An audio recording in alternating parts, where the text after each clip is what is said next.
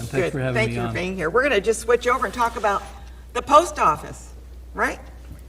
So tell me what's going on, Jim, because I know you are a proponent of good postal service. Well, more than that, I'm a proponent of public postal service. I love that, the People's Post Office. Correct, right? which was how it started and how it should remain. But I have to clarify that I'm not here representing the Postal Service. No, I know you aren't. I worked for the Postal Service for 30 years, retiring in 2014. I am a 38-year member now of the American Postal Workers Union in Albany, New York, and 20 of those years to the date today, I am the legislative director. Director, so you know what's going on. And I mentioned to you when you first-hand look at it. Yeah. when you came in, I showed you an article that I saw in the paper just this morning in the Schenectady Gazette, and it had to do with the issue of the, well, there it is. It says, Congress slouches as postal workers hustle.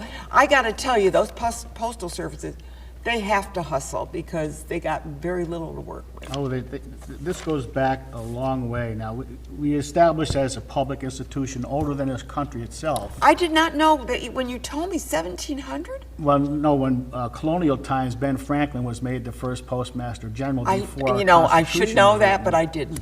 And then when the Constitution was written, it was in the Constitution, Article 1, Section 8, giving Congress authority to set up post routes and postal roads. And later on, in 1792, there was a Post Office Act drafted, which, if I can refer to my notes, Yeah, go ahead.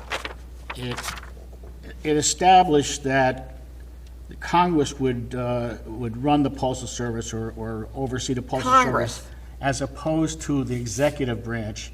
Okay, because there's Congress- three branches of government, yeah. Right, Congress is more reflective of the views of the people, with the people voting for congressional representatives. So, in the early days, the post office would deliver its mail by way of pony or train. Any way to get it to the people. Right, now, as the country grew, the whistle-stop post offices grew into cities, and then there were elaborate buildings created for the post office, paid for by the people, and these buildings would be a symbol of pride and confidence and strength, so the people would have pride in their post office. Right, and it was almost a center of, I mean, I know I lived in the Midwest for a short time, and it was like people kind of, you know, you go there to get your mail or something, yeah. and you'd be chit-chatting and saying, hi, oh, Well, that how still is it?" happens in the smaller rural Yeah, offices yeah, and this was a today. small town. And the mission to deliver the mail was carried out for nearly 2 centuries without too much difficulty. Until latter part of the 20th century, it became a notion that private industry should take over the Postal Service. And private industry was all over that because Yeah, well, they wanted the money, yeah. there was huge money to be made. Yeah, Right. but the thing is that there's certain things, you don't privatize the military. Why would you privatize Well, the in postal some service? cases, we did privatize the military. Yeah, well, The yeah, contracting, I know what you you're talking about, the black, yeah, all that. But the point is that these things should be kept separate from somebody That's how saying, it was I'm gonna make created. money on this and I'm gonna do, because it's a service to the community Right. and to the individuals. Well, I it's wanna know that important- I'm gonna get my social security check, or I wanna know that if I send, I got a thing in the mail or email from one of the companies that says, we just want to let you know that you may not get your bill on time, so make sure that you do something so it's paid on time. Yeah, And they I'm want you to thinking, pay online, yeah. But it's important to note that even in the Post Office Act of 1792, it's clear that this belongs to the people. yeah, In the Constitution, it's clear that it belongs to the people. And later on in the Reorganization Act, it's clear. it's restated every time. And as you see over the years, those acts have been just ignored. So what happens is they got the Presidential Commission in Nixon's day, 1968, to examine the Postal Service, was headed up by the former chair of the AT&T, Frederick Appel. Oh, let's see, is that conflict or anything? Well, not so much as to sit on a commission, but to make changes to the Postal Service, it would be. Yeah. But his recommendation was to privatize in 1968. Well, because he came from a big corporation. Well, yeah, I mean. I mean, that's what I'm saying. It's like a wolf pack waiting Yeah. for the body to fall. you Yeah, know? yeah. So the American public loved the Postal Service. They still do today, but Yeah. they were very popular with the American public throughout the 1900s. So what happened was the workers went on a strike, a wildcat strike in 1969. Oh, I remember that, yeah. Nixon couldn't defeat the strike because the workers had the knowledge in their heads, so he had to cave in. But when he caved in, they came up with this Postal Reorganization Act of 1970, which accomplished a lot of things. It gave the workers collective bargaining rights instead of collective begging. It provided for an independent postal service, United States Postal Service, not the Post Office Department anymore. The Postal Service was self-funding, would use no tax dollars, but they had to break even over 10-year cycles. But it also kind of paved the way towards privatization. By turning the Postal Service into a marketing business, or whatever you want to call it, it's still a service, but now it looks like a business. And they had to act like a business.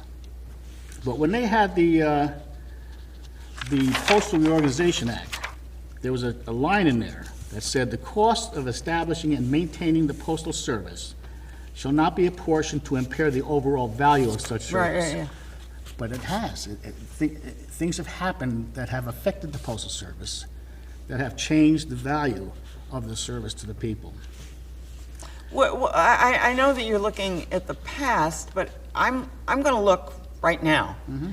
And I was disturbed, and I'm not going to be ashamed to say this. I was very disturbed when the new director came in, and I understand he was hired by their board, who was kind of put together to affect this change. The first thing he did was take sorting machines, which work beautifully. I did Dismantled them, yeah. I did a video of the internal over at New Carter Road of how they, not New Carter, but you know where I am. Carter Road. Yeah, and how they did it, and I got a beautiful tour of it, saw how those machines will sort things. Why would he have taken those out? And I don't understand You have to wonder. why you would disassemble something that worked beautifully right before the election. You have to wonder. Gee, I wonder how that works. Let me think about that, because I don't think it's too clear to The me. Postal Board of Governors, which was created after the Reorganization Act, the board members are appointed by the president. I They understand that. serve staggering terms. And the board itself elects. They the elected. Postmaster Yeah, so General. if you kind of stack your board, Right. you're going to get the result you want when you get the director, right? Exactly.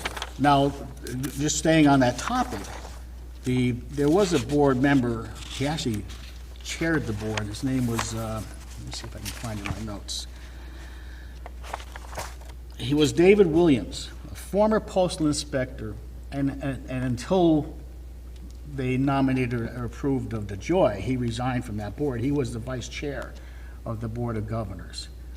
And he reported to Congress his disappointment with what was going on.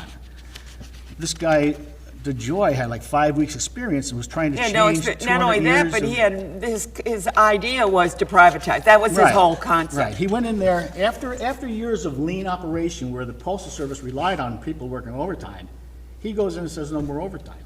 All right, so now you don't have no overtime, you don't have any employees either.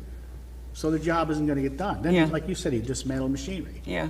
So you have to wonder why, coming into an election season with ballot mail being number one, No, I mean, it's obvious what plus was going on. Christmas rush happening. Yeah, you know, you'd so- have to be blind not to see what, But what led to this was kind of subtle, and it was subtle for a reason. Because the American public loved their postal service, they were not going to tolerate privatization. right. They tried with Sears in the late Reagan administration. Sears tried to have contract stores in their stores with non-postal employees. People threatened to cut up their cards. Yeah. They abandoned that Yeah, idea. yeah. Later in 2013, Staples tried it. The teachers were tremendous advocates for the Postal Service. They threatened to boycott Staples. That was Wouldn't have been so good for Staples, that's right. for So sure. they abandoned that. But it just goes to So show the you people have power. They were not going to tolerate anyone meddling with their Postal Yeah, Service. yeah. So here's the thing: how do you turn the people against the Postal Service? You crush it. So they And then can't they do say, their- well, I can't get my mail, and then my packages, where are they? 2006, George Bush signed the Postal Accountability Enhancement Act. Sounds beautiful, doesn't it? Yeah, sounds good to me. One of the results of that act was the Postal Service pre-funding retiree health care benefits 75 years into the future over their 10-year You cycle. can't do that, you can't do The reorganization required them to break even at 10 years. I mean, it was like everybody wanted to crush, Yeah. was trying to crush. So you ruined the service. Yeah, Then we had the recession. Businesses were getting bailed out left and right, nothing for the Postal Service. Right. Then we had the COVID. And before that even, we had a commission from President Trump stating that we should privatize the Postal Service. that'd be the worst thing that could happen is to privatization. Well, what happens is you lose your universal service. Yep. The prices go crazy, Yeah, because they can set whatever they want. and they might not want to deliver up the mountain anymore. Yeah. You know, you might have to go to the post office and pick up your mail. It's just no good. Well, they even talked about delivery every other day, and then they talked, I mean, Yeah. they were doing everything that, well, we can't do that, and we're gonna take out the mailboxes, and we're gonna Well, do. they had taken out so many. I know they collection did, I cans. saw the photos. But the thing is, the people deserve their postal service. They deserve it to run like it had run before all this nonsense started. Yep. But what happened with the PAEA, we were giving $5.5 billion to the Treasury every year until we went broke in 2012. Yeah, yeah. And it was planned to do Yeah, that. it was definitely You know, planned. Jim, we're almost out of time, but you know what I want to do? I want to have you back on again. I'd love because to come back. Because I think that one of the things is this affects all of us, and I think that perhaps we don't understand what's going on behind That's the just it. scenes. When I come back, I want to go into further detail of We'll some of do the things that. that have occurred. Yeah, we'll do that, and I'll send you a date, but you don't leave. I'm going to tell you who's coming on the next show.